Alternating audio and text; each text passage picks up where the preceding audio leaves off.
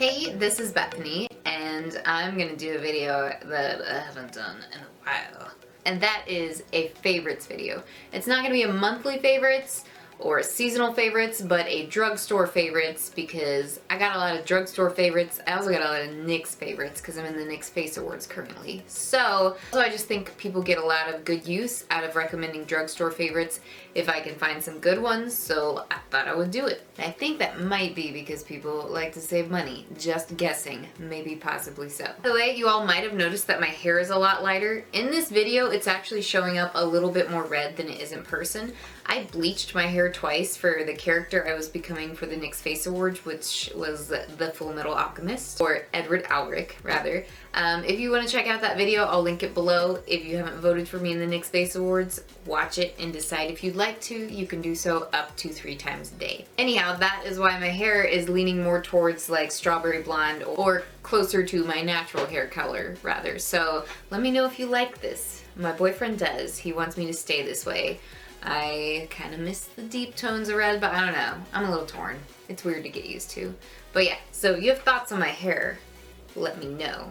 On from there, let's crack into some drugstore products. The first thing I want to tell you all about is this lip gloss. This is by Milani, and the label has rubbed off of it, but it's like the rose hip oil lip gloss. It feels so nice and conditioning on the lips, and then it also smells like rose hip oil, which is really pleasant, but it just feels really smooth and not sticky. It's the one that's number 5 and it's pink, and it's the rose hip oil, but they have about 8 different ones if you wanted to try other oils. Oh, and I wanted to show you all how chubby this is. I've used up quite a bit of it, but it's got a really chubby doe foot applicator, but I don't know, just feel like a glossy lipped babe when I put it on, so that's what it looks like.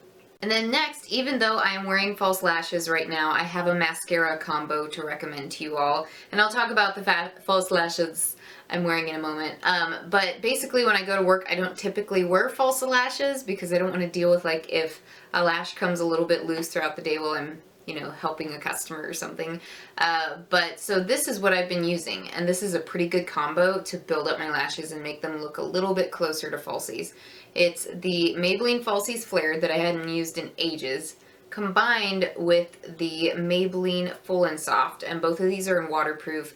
My lashes are pretty long and droopy, so I curl them and I, you know, put this on, and then I just keep building from that layer with this. So this was a pretty good combo for me if you're looking to try new drugstore mascaras for big lashes. So next, let's talk about what I have on my lips because it's one of my new favorites. But these are the NYX Plush Gel Lipsticks, and these feel so smooth and creamy and moisturizing on your lips. So I recommend trying out this line in general. I've tried a couple. This nude one was in the shade Nude Beach. There was a more brown one I had, but I lost it.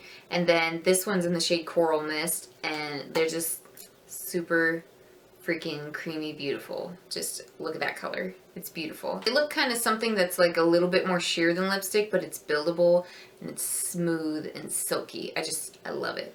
Now onto an assortment of false lashes. I'm the kind of person that's always going to gravitate toward more affordable lashes just because I don't reuse lashes a lot because I like the thin band. My eye is very sensitive, and the thin band is harder to recycle. So, you know, a lot of those more expensive lashes that are like $15, $20, $30, they're not the thing for me because I don't like the thick band. However, I will sometimes splurge on lashes, but not very often. More than likely than not, I'll go towards something like this. These are the Kiss Ever Easy lashes in number 11. Now, I'm wearing ones very similar to this on my eyes, but these are the Ardell Wispies that are almost identical to these.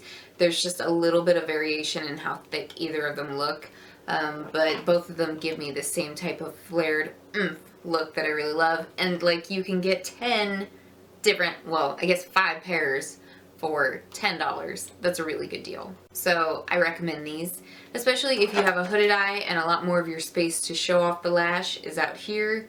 Go for it. Then I've also been wearing the Ardell Soft Touch lashes. They have a couple of these now, and you can usually only find them at Sally's Beauty Supply. The only reason I don't like them more is they don't have a multi-pack yet, which I really wish they did. But when you wear these, they just look like a much more high-end lash. Like the hair looks more refined at the tip and not very chunky. So I really recommend these. I think they vary between, you know, $2.99 and $5 a pack, so it's not bad, and I definitely love how they look on my eye. Okay, now onto some complexion favorites. Some I've like come back to from the past. Like, I hadn't used this for a while, and this is the CoverGirl Stay Fabulous foundation, the 3-in-1 one that was all the rage. It's in the number 805, so it's the palest one possible, and it's always been a little too dark for me. Well, then NYX sent me this, and then I also tried lightning drops from Body Shop, but I like using the NYX one better because I can get the product out of there more easily. I can just squeeze it. So I've got this white foundation for mixing, and like the world is my oyster basically. And on top of that, I have this from NYX as well, and this is the Stay Matte But Not Flat in Ivory. So I would say this one, once I was able to mix it the shade I want, coming back to it has pleasantly surprised me even more than before. So I've been wearing it a lot more lately. I just like that it gives me good longevity for the drugstore, and now that I can mix it, it's an appropriate shade for my skin tone. So I do recommend it. It's an oldie but a goodie. And then the next one is a little bit tricky. I really like it once I have it on, but I don't like it when I apply it with lots of certain different tools. So the main tool I found to apply this one is a damp beauty blender sponge. There's not a lot of brushes I like applying this with. I just think this formula looks better on me than it's applied with a dampened sponge. Otherwise it looks weirdly cakey. Also at the same time, I do have to lighten it as well, like most foundations out there, because that's just the pale people life. Yeah. Let's go into another complexion favorite that I'm like really surprised that I like. This is the NYX Hydra Touch Foundation Primer. Hail Hydra.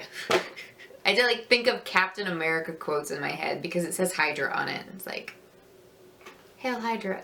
Whatever. Anyways, I'm a little bit weird. So this foundation primer goes on really smooth, and it feels like a clean, soft feeling lotion.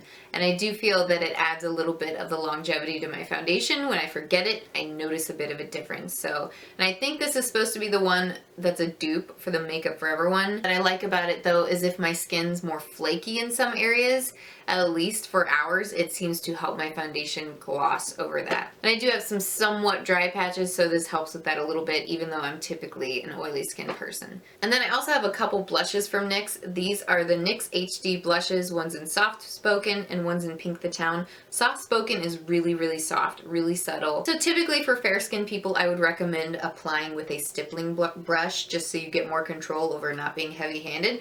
But this one, you can actually probably get away with a blush brush because it's so subtle. And I do love the way that it just ever so subtly warms up the face, and it's got a little bit of a satin finish to it. They both actually have a satin finish to them, but I think this one is a little bit more matte. Now if you want a little bit more oomph and brightness in your color, obviously go with this one. This one's more of a classic peachy pink, and this one's more of a coral peachy pink. So I've been loving either of them, especially for warm weather. They both look great, especially on fair skin, so I would recommend them. Though use a stippling brush with this one. Okay, now to products for the eye area. I have almost hit pan. Well, I have hit pan on this bad boy, but I'm almost about to hit pan on this color, weirdly enough. This is the NYX Ultimate Brights palette, and I've been using this like crazy for like creative looks or just playing around.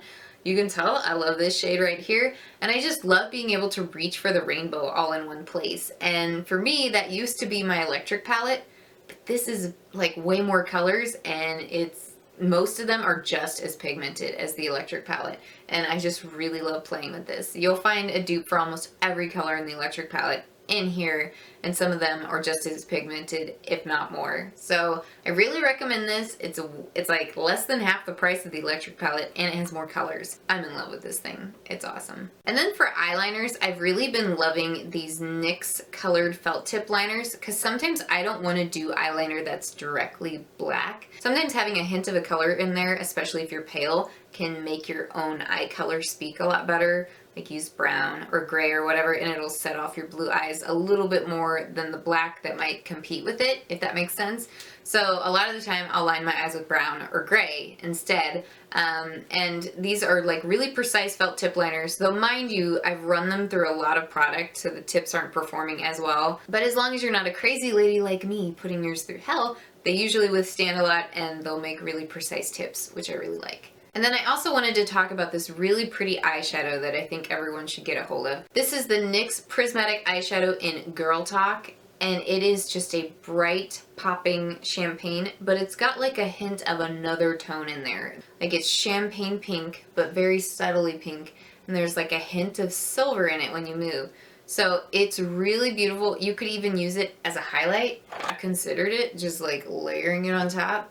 And I've even put it on my upper lip, and I thought it looked really cool. Though probably not like a daily wear thing unless you soften it out. But yeah, this could definitely be a really ethereal highlight that definitely stands out from the typical highlighters you buy, because it's like champagne pink silver. And you could highlight the inner corner of your eye with it, or your lid.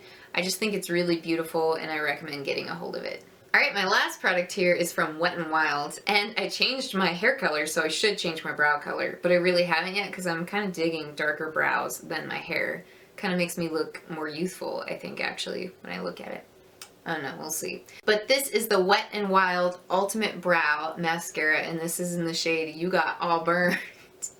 Who named these? Like, what the heck? But I really do like that the spoolie on this is small. Like, some of them, the one on the Maybelline one is like really bulbous, and you can really get in there and take care of your brows the way you need to with a small spoolie. And I do like the color.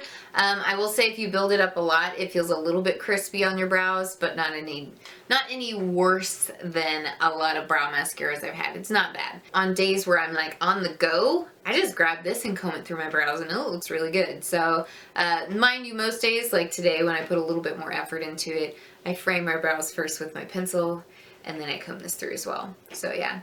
If you do want to see my full eyebrow routine, by the way, I will link that below for y'all redheads if you need it, or if you just want an eyebrow routine, if you're excited about things like that. Cool for you. And I happen to be playing around with background options right now because I actually, for the first time ever, can be up against a wall. I made it that way when I made my NYX Face Awards video. I redid some parts of this room. So hopefully you all like this. I just want to do something different than the typical glitter background, though I do like glitter backgrounds. I want to be different. I just want to be a special snowflake, if you know what I mean. Anyways, those are my finished drugstore favorites I'm currently using a lot of. A couple of those things were things I revisited that were a bit of a blast from the past. So hopefully this video was informative for you all. I tried to be concise and not too wordy like I typically am. So yeah, if you have any questions about any of those products I've used, please let me know and I will have them listed below for you all. As always, thank you all for watching my video. If you haven't checked out my NYX Face Awards video, please do. I will link that below as well. And I hope you all are having a great day. And again, thank you so much. I will see you next time.